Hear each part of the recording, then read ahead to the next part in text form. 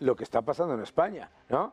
Tenemos ahora un nuevo caso de corrupción que permea a varios ministerios, a la mujer del presidente, etcétera, etcétera. Y sin embargo, esta coalición que se había formado aparentemente por la limpieza y la transparencia, hay un silencio ensordecedor entre los miembros de la coalición. Sí, a ver, es que la corrupción siempre fue un arma arrojadiza para conquistar el poder, y una vez se tiene el poder, pues si uno se corrompe, pero desde luego va a intentar evitar que los otros utilicen esa arma arrojadiza contra ti, tal como la usaste tú. Y aquí pues sí, se ha impuesto la ley del silencio, claro. Se ha sacrificado a una de las personas que puede estar más implicada en este caso de corrupción, y se pretende que eso sea el cortafuegos que no afecte al presidente del gobierno. Lo que pasa es que aquí hay un problema de lógica elemental muy claro. Si se ha cesado a Ábalos porque su número 2 presuntamente se ha corrompido y por tanto tiene culpa en la elección de ese número 2 o en la vigilancia de ese número 2, porque de momento no está imputado y se le ha hecho dimitir por no haber vigilado bien o por no haber elegido bien, ¿qué cabe decir también de Pedro Sánchez, que tenía como número 2 a esa persona? Claro, Pedro Sánchez tampoco ha elegido bien a Ábalos, ni ha vigilado correctamente a Ábalos o a los que estaban alrededor, que eran los número 2 de su número 2. No solo eso, imaginemos que en un futuro, algo que no es del todo imposible, Ábalos termina imputado. Pues si Ábalos termina imputado, por la misma lógica, Pedro Sánchez tendría que dimitir. Lo que pasa es que, claro, ya sabemos que Pedro Sánchez no es don coherencia y, por tanto, hoy puede haber hecho una cosa y mañana hacer totalmente la contraria y dice que ha cambiado de opinión y se soluciona todo el problema. Y volviendo a la comparación con Argentina, a mí me aterra, de hecho, precisamente ese silencio de los socios de gobierno ante un caso de corrupción, que lo quieras ver como lo quieras ver, en términos económicos, en términos de ramificaciones, etcétera, es gigantesco. Me recuerda muchísimo precisamente a toda la trama clientelar que sostenía el peronismo. Totalmente. A ver, cuando un Estado crece mucho y además no existen controles formales o informales al abuso del poder dentro del Estado, que también son otras variables que hay que tener en cuenta, porque hay veces que dicen, bueno, en los países nórdicos el Estado es muy grande y la corrupción es menor. Claro, es que el único determinante de la corrupción no es el tamaño del Estado, pero sí es una variable que influye positivamente sobre la corrupción. A más poder del Estado, a más dinero, a más capacidad regulatoria, pues más corrupción, ceteris paribus, claro está.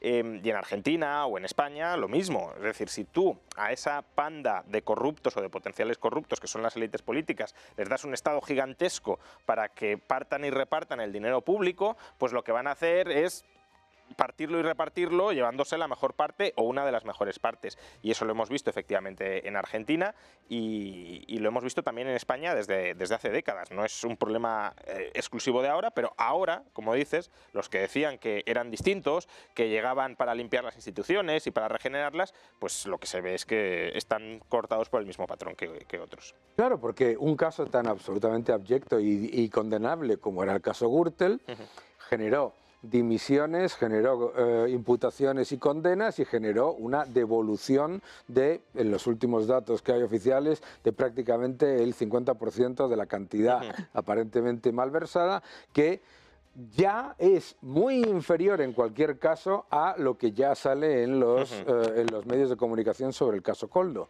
Y si fuésemos coherentes tanto con ese caso como con este debería conllevar las dimisiones desde la presidenta del Congreso hasta los ministerios involucrados en compras de múltiplos de los precios de competencia, ¿no? Sí, o sea, no solo compras a múltiplos de los precios de competencia, que bueno, quizá en la época habría que verlo, pero no sé si había alternativas o no, aunque parece que sí había otras ofertas menores, pero sobre todo, más allá del precio que se pagara, porque uno puede haber pagado un precio muy alto por ser inepto y no haber ninguna mala fe, sabemos bueno, sabemos, presuntamente hay un tráfico de influencias, que ese es el tema. Es decir, no escoges este proveedor, aunque tuviese un precio competitivo, escoges este proveedor porque te han pagado por debajo para que lo escojas. Entonces, me da igual si tiene un múltiplo o no tiene múltiplo. El caso es que te has corrompido, has malversado dinero público, ya digo, presuntamente, porque todo esto todavía está en investigación, pero lo que vamos conociendo y a lo que apunta es a eso. Entonces, claro, como decía antes, si de verdad esta gente se creyera su discurso anticorrupción, haría una purga interna. Inmediata. Pero no, el discurso de corrupción nunca se lo creyeron ni ellos ni nadie. Es un discurso que se utilizó para caldear a la opinión pública y legitimar una moción de censura uniendo a las fuerzas en ese momento opositoras para tumbar al gobierno que había en ese momento.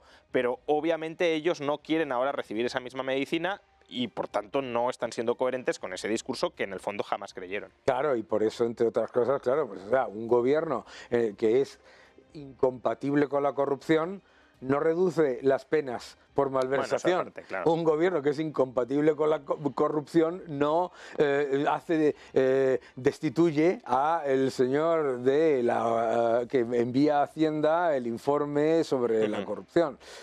Pero a mí lo que me parece interesante, y con esto probablemente tenemos que terminar esta charla tan entretenida que ya espero que continuemos en otras ocasiones, es lo que nos vuelve a demostrar.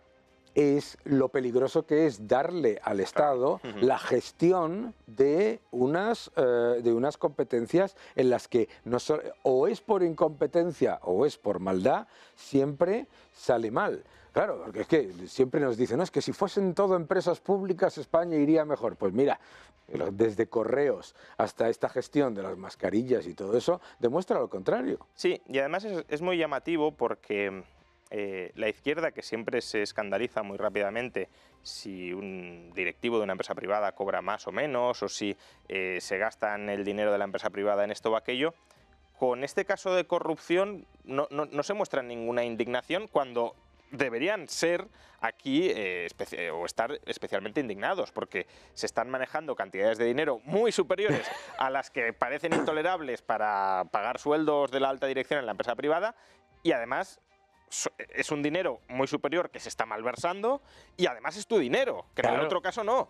Entonces, de nuevo, aquí hay una especie de incoherencia o de hipocresía en el fondo lo que me molesta no es tanto que este directivo cobre estas cantidades de dinero. En el fondo lo que me molesta es el sistema de empresa privada, que es lo que quiero criticar buscando argumentos que puedan caldear a la opinión pública. Pero luego cuando sucede algo muy similar en las empresas públicas, porque tenemos... No muy similar. O superior, sí. Mucho peor. Sí, no, pero incluso sin ir a la corrupción. Ya, te sigo. Los sueldos de los grandes directivos de empresas públicas, que pueden estar también perfectamente en $500.000 euros anuales, etc. Esos sueldos...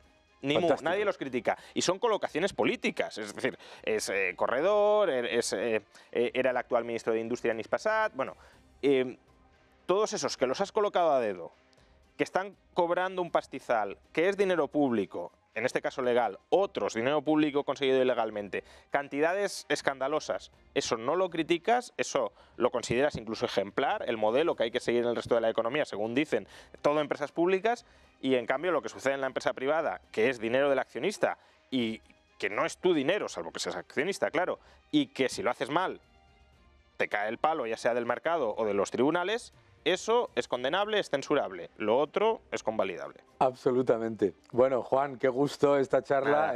Ha sido un auténtico placer que vengas aquí. Ya sabes que estás en tu casa, y a todos vosotros ya sabéis que lo que tenéis que hacer es leer el libro de Juan Ramón Rayo, Anti-Marx, que es fantástico, sobre todo el segundo, que el primero es más descriptivo, etcétera, pero no dejen de leerlo porque es importante conocer al enemigo. Muchísimas gracias, un fuerte abrazo y